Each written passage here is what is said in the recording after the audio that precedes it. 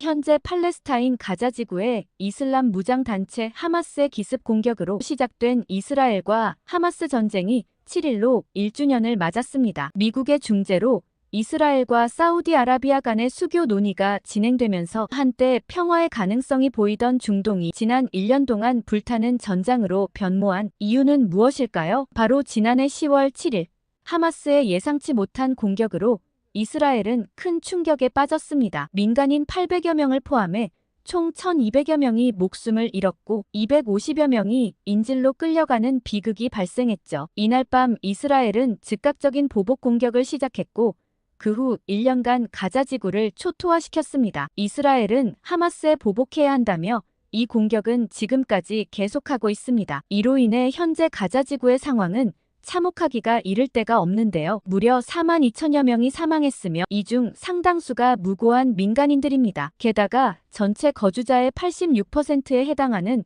190만 명이 피난민 신세가 되었죠. 돌아온 우리 교민에 따르면 매일 밤마다 악몽에 시달렸다고 합니다. 언제 포탄이 날아올지 모르는 상황에서 하루하루를 불안에 떨었다고 하는데요. 한때 삶의 터전이었던 곳이 이제는 폐허가 되어버렸죠. 현재 미국 대선에도 큰 영향을 미치고 있는 만큼 국제사회는 이 상황을 우려의 눈으로 바라보고 있습니다. 하지만 민간인 피해가 계속해서 증가하고 있음에도 불구하고 양측 모두 물러설 기미를 보이지 않고 있죠. 이 와중에 한국보다 앞서 자국민 수송에 도전한 일본 방위성은 혹독한 비난을 받고 있습니다. 이번 한국 공군과 크게 다르지 않았던 이스라엘과 헤즈볼라 간의 전투가 격화되는 상황에 일본은 고작 16명만을 대피시키는데 그쳤습니다. 5일 교토통신이 전한 바에 따르면 일본 방위성은 항공자위대의 C2 수송기를 동원해 겨우 16명을 레바논의 수도 베이루트에서 인접국 요르단으로 대피시켰다고 전했어요. 한국이 97명의 교민을 싣고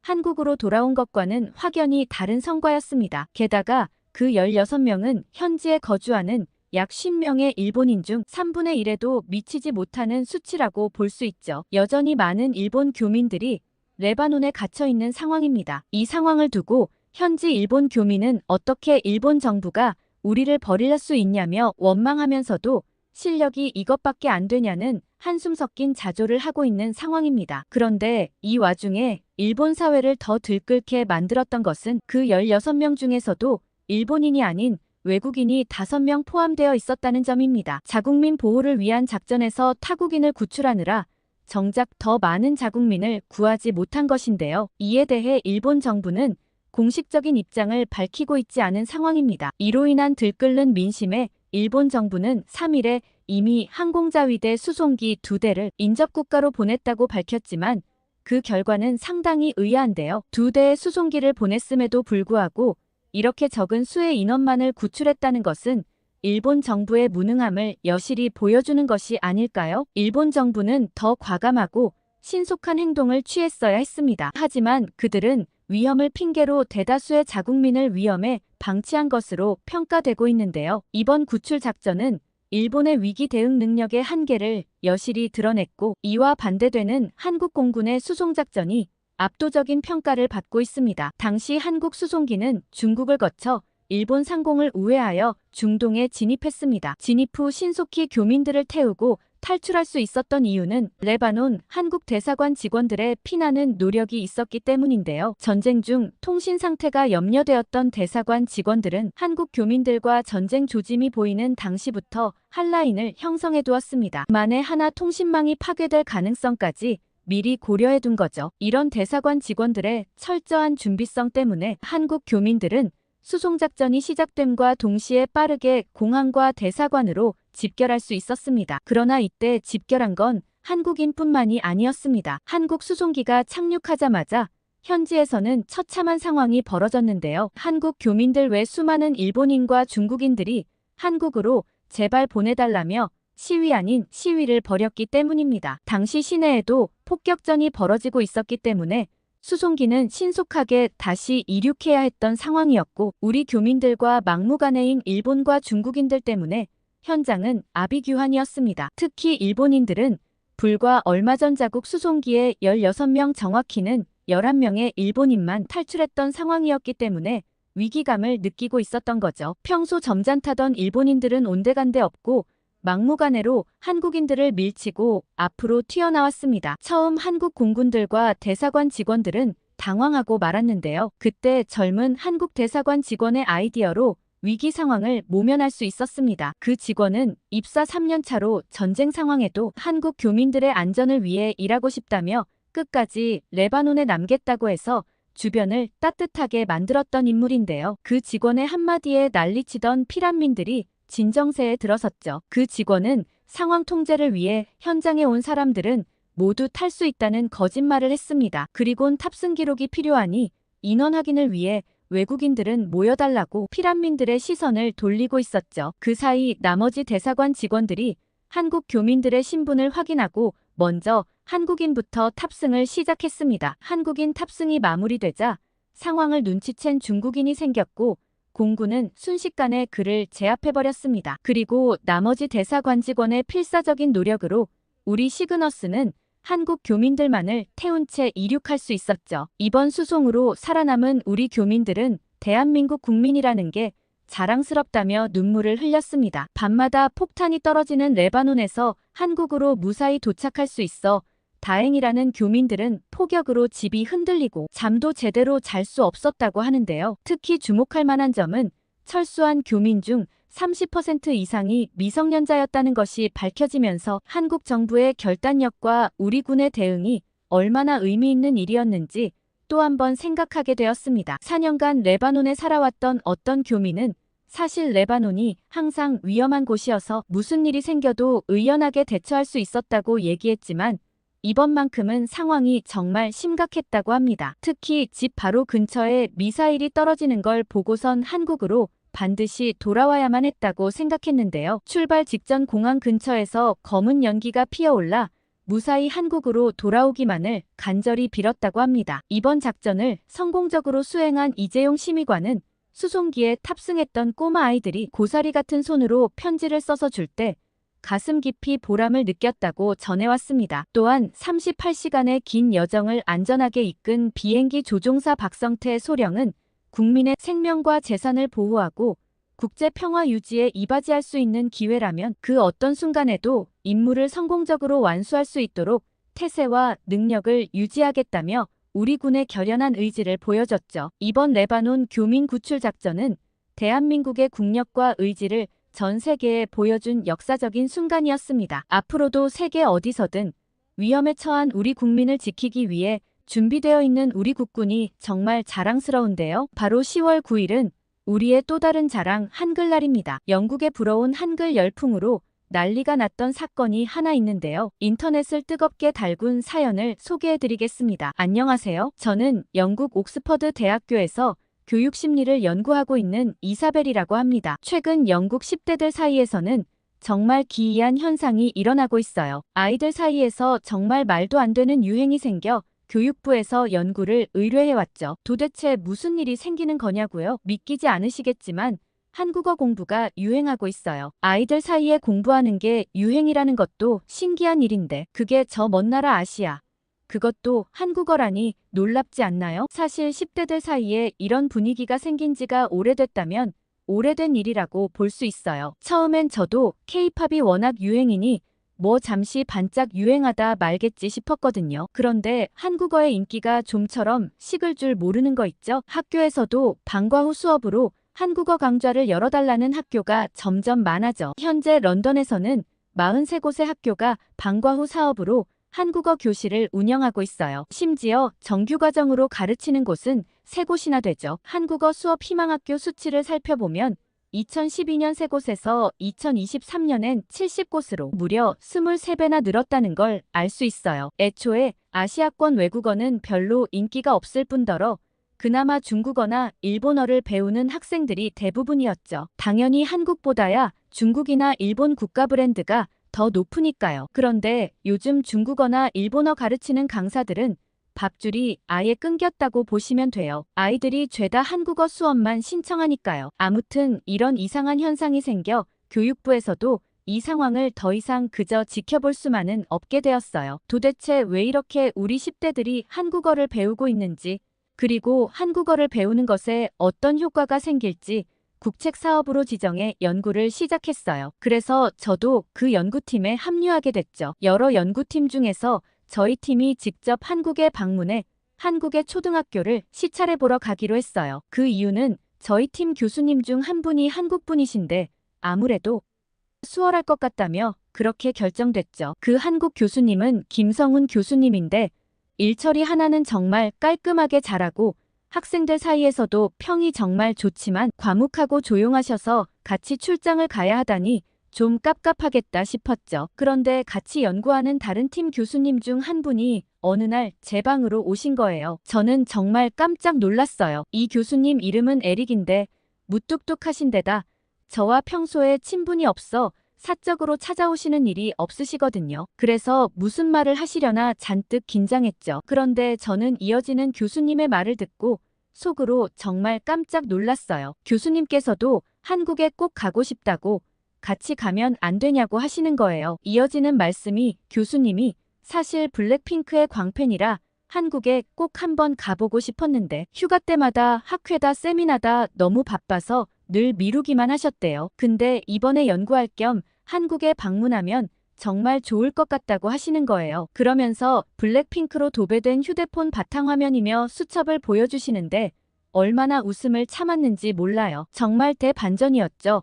저에게 한 번도 무슨 부탁을 하신 적도 없고 정말 신사다우신 분이 이렇게 간절히 원하는 걸 보고 어떻게 거절할 수 있겠어요? 알겠다고 할 수밖에 없었죠. 한국 김 교수와 저 그리고 에릭 교수님 이렇게 세 사람이서 한국으로 가게 됐죠. 그동안 아시아권 학교를 직접 가볼 일은 없었는데 궁금하기도 했어요. 제가 그나마 좀 관심 있는 한국인은 토트넘의 소니인데 사실 영국 축구팀에 한국인이 주장이 된 걸 보고 많이 놀랐죠. 영국 사람들의 축구에 대한 사랑과 자존심은 진짜 말도 못하거든요. 그런데 그런 영국 토트넘의 주장이 한국인이라니 처음엔 의아했는데 제가 뭘 몰랐다는 걸 깨닫게 됐죠. 케인의 뒤를 이어 주장을 맡은 소니는 토트넘을 한 단계 더 업그레이드 시켜놓더라고요. 그냥 축구를 잘하는 것과 팀의 주장으로 잘 꾸려나가는 건 완전히 다른 영역이잖아요. 그런데 소니는 그 두 역할을 모두 다 잘 해내더라고요. 소니는 참 인성도 훌륭한가 보다 생각했죠. 이번 연구를 하면서 어쩌면 소니가 팀을 꾸려나가는 방식, 리더로 사람들을 이끄는 방법 같은 것들도 연관이 있을 수 있겠다는 생각을 하며 한국행 비행기를 타게 되었습니다. 김 교수님은 댁에 다녀오실 겸 휴가를 붙여 한국에 먼저 가 계셨고 에릭 교수님과 둘이서 가게 되었어요. 교수님은 정말 들떠 보이셨죠. 비행 내내 저장받아온 블랙핑크 공연 영상, 유튜브 영상을 한참 돌려보시더니 지쳐서 골아떨어지셨죠. 아니 블랙핑크가 예쁜 건 알겠는데 어떤 매력이 있길래 저렇게 무뚝뚝한 교수님을 푹 빠지게 만들었나 내심 궁금하더라고요. 그렇게 블랙핑크의 매력에 대해 생각해보면서 한국으로 도착했습니다. 한국 교육부 소속 직원들이 미리 마중을 나와 계셨어요. 비행기가 출발 때 지연되는 바람에 예정 시간보다 훨 늦게 도착했어요. 밤 12시가 다 되어가는 시간이었죠. 늦은 시간에 정말 죄송하고 감사하더라고요. 그런데 다들 정말 밝은 얼굴로 인사해 주셔서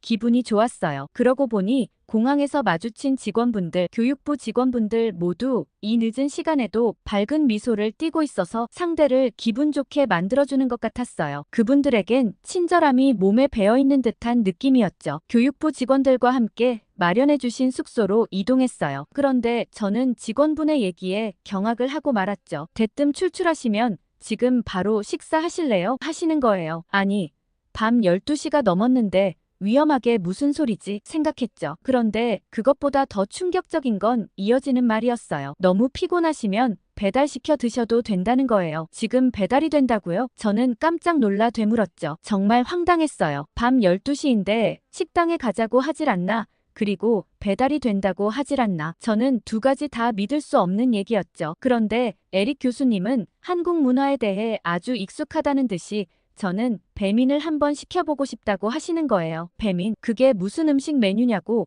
한국에서 맛있는 건가 여쭤봤더니 모두들 웃으셨어요. 음식을 배달해주는 어플이라고 저만 모르는 느낌이더라고요. 에릭 교수님이 우버이츠 같은 거라고 영국에도 있는 배달 어플을 알려주셨어요. 영국은 새벽에 영업하는 식당이 많지 않은데 한국은 새벽에도 웬만한 메뉴는 다 배달이 가능하더라고요. 배달비는 비슷한데 영국은 서비스 차지를 내야 해서 한국보다 배달비가 훨 비싼 느낌이었어요. 저한테는 이 새벽에 배달을 시키는 게 낯설어서 에릭 교수님께 알아서 시켜달라고 했죠. 에릭은 족발이나 양념치킨을 꼭 먹어보고 싶었다고 고민하시더라고요. 속으로 족발은 이름이 너무 이상해서 제발 양념치킨을 시키셨으면 좋겠다고 생각하고 있는데 족발을 시키시는 거 있죠? 오늘 저녁은 쫄쫄 굶고 자겠네 생각했어요. 한국 직원분들은 내일 뵙자며 돌아가셨고 정말 감사하고 미안하다는 말을 전했어요. 그런데 호텔방에 짐을 풀자마자 에릭이 찾아왔죠. 아직 배달도 한참 남았을 텐데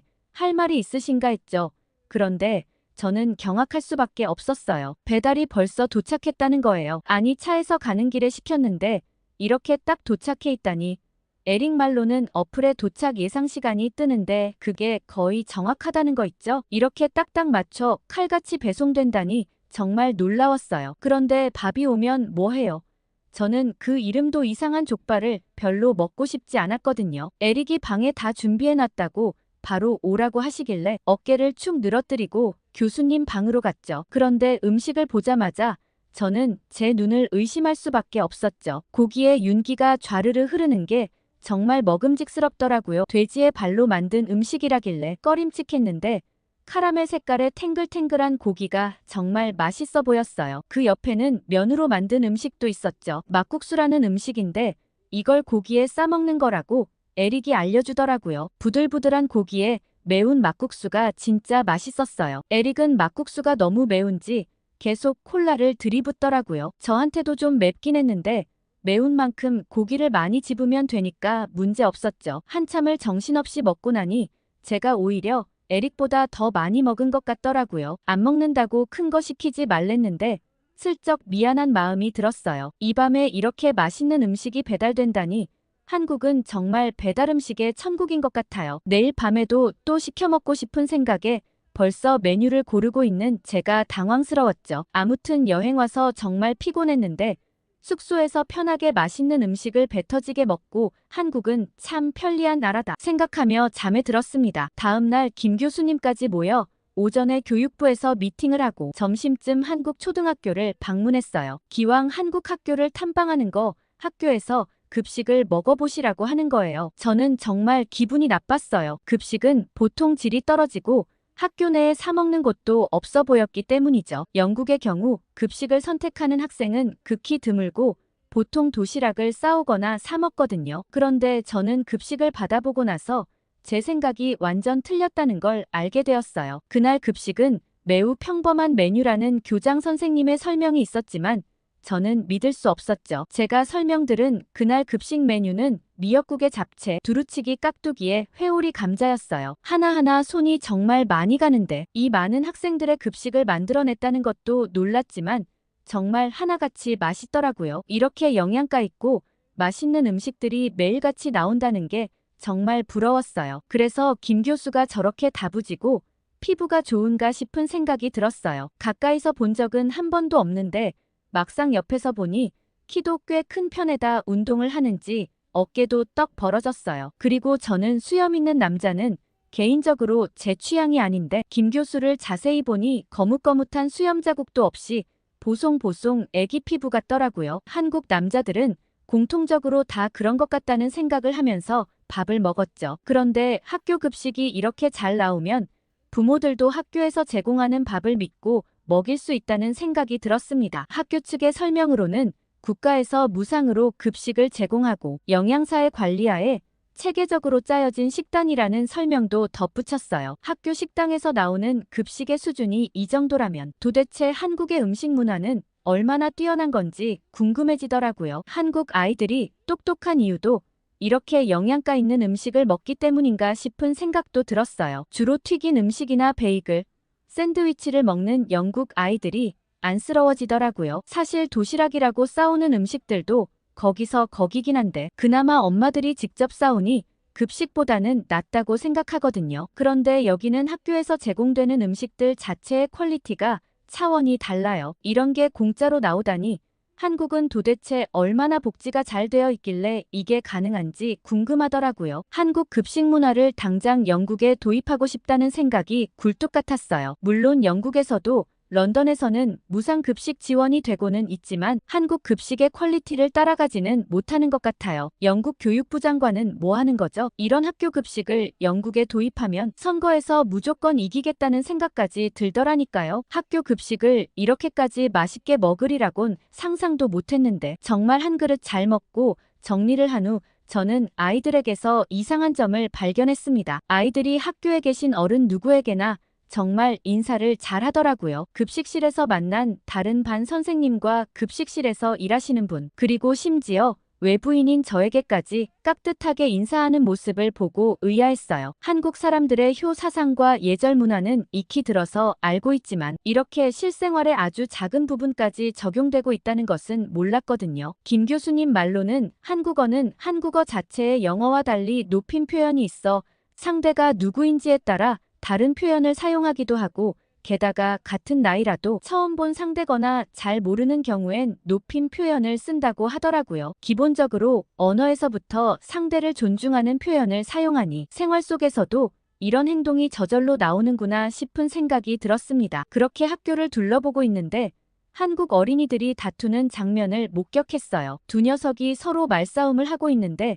또 다른 아이가 울고 있더라고요. 김 교수님께 무슨 일이냐고 여쭤보고는 저는 정말 귀여워서 넘어갈 뻔했어요. 사실 싸우고 있었던 아이 중 한 명은 울고 있는 아이를 대신해서 할 말을 해주고 있었던 거예요. 같은 반 친구를 괴롭히는 다른 반 학생에게 따지고 있다는 거예요. 정말 의리 있는 녀석이라고 생각했죠. 그래서 그 아이를 슬쩍 따로 불러 물어봤어요. 내 일도 아닌데 왜 도와준 거야? 라고 물어봤더니 아이는 두 눈을 동그랗게 떴어요. 당연한 걸 왜 물어보냐는 듯이 우리 반 친구니까 도와줘야죠 라고 말하는데 저는 감격스러웠어요. 이 아이가 우리라는 단어를 쓴 게 마음이 찡하더라고요. 요즘 전 세계적으로 아이들에게 개인주의 성향이 강해지고 있어요. 물론 유럽에서는 애초에 개인주의를 바탕으로 모든 문화가 꽃피었기 때문에 아주 자연스럽고 당연한 일이지만 그러다 보니 연대감이 약해지더라고요. 팀에서 협업하거나 소통하는 게 점점 어려워지고 있죠. 외국에서는 우리라는 표현이 없어요. 내 것 아니면 남의 것이죠. 한국어에 있는 우리라는 표현이 참 멋있더라고요. 추후에 제가 이 일을 프로젝트 협의회 시간에 말씀드렸더니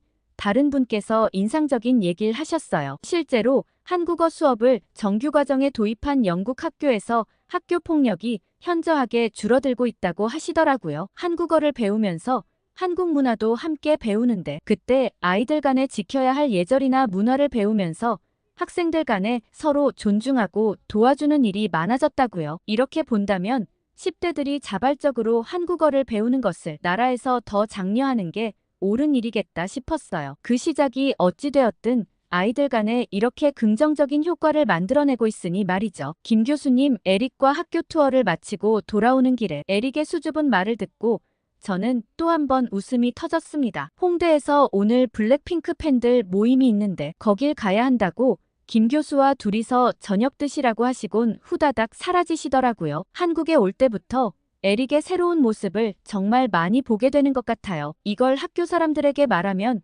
아무도 믿지 않겠죠. 학교에서 세상 냉철한 교수님이 저렇게 블랙핑크 팬모임에 간다며 총알같이 사라지시다니 어쨌든 누군가를 좋아하는 열정이 있다는 건 좋은 거니까요. 김 교수와 둘이 뻘쭘하게 서 있는데 김 교수가 성수동을 들어보셨냐고 물어보더라고요. 요새 한국 젊은이들 사이에서 굉장히 인기 있는 곳인데 한번 가보시겠냐고요. 저는 아는 곳도 없으니 좋다고 하고 따라가기로 했죠. 퇴근 시간이라 그런가 지하철이 굉장히 붐볐어요. 사람들이 많아지면서 점점 김 교수와 가까이 붙게 되었죠. 거의 제 코와 김 교수 가슴팍이 맞닿을 지경이었어요. 사람이 너무 많아서 조금의 틈도 없는 거 아니겠어요? 그런데 이건 정말 가까이 있어서 어쩔 수 없이 맡았는데 김 교수에게 나는 향이 정말 좋았어요. 꼬릿하거나 지독한 냄새 하나 없이 상쾌한 비누향이 나더라고요. 유럽 남자들에게서 나는 쾌쾌한 냄새와는 차원이 달랐죠. 그리고 팔걸이를 꼭 잡고 있는 김 교수의 팔뚝이 울끈불끈한 거 아니겠어요? 한국 남자들은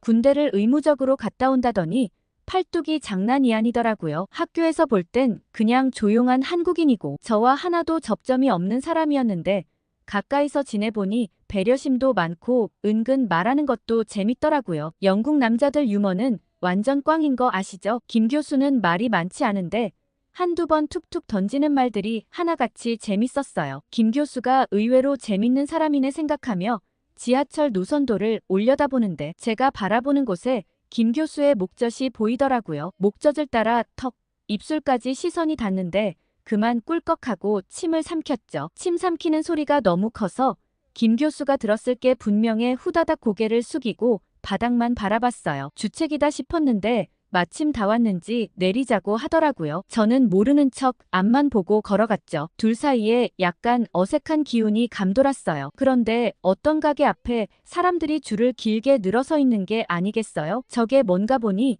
김 교수가 인생 네컷이라고 알려주더라고요. 작은 포토부스에 들어가 즉석으로 사진을 찍는 건데 세련된 배경과 예쁘게 나오는 이미지로 한국에서는 매우 보편화되어 있다고 하는 거예요. 근데 저건 영국에서도 유행이거든요. 김 교수 말이 영국에 있는 포토부스는 한국에서 수출한 제품이라고 알려졌어요. 작년 11월에 영국 런던에서 처음 생기고 학생들 사이에서 선풍적인 유행을 끌어서 엘리자베스 여왕님도 방문하셨던 걸 기사에서 봤거든요. 그래서 저도 알고는 있는데 한 번도 해보진 않았어요. 김 교수가 한번 같이 해보자는 거 아니겠어요? 아니 우리 둘이서 사진을 친하지도 않은데 라고 생각했지만 애들 사이의 유행이라니 이것도 엄연한 연구야 라고 포장하며 사진을 찍기로 했죠. 가게 안에 들어가 봤더니 굉장히 많은 소품이 있었어요. 머리띠부터 선글라스까지 정말 웃겼죠. 근데 기분이 좀 이상했어요. 한국 오기 전까지 저는 김 교수와 말 한마디 안 하던 사이였는데요. 인생 참 한치 앞도 모른다 생각하며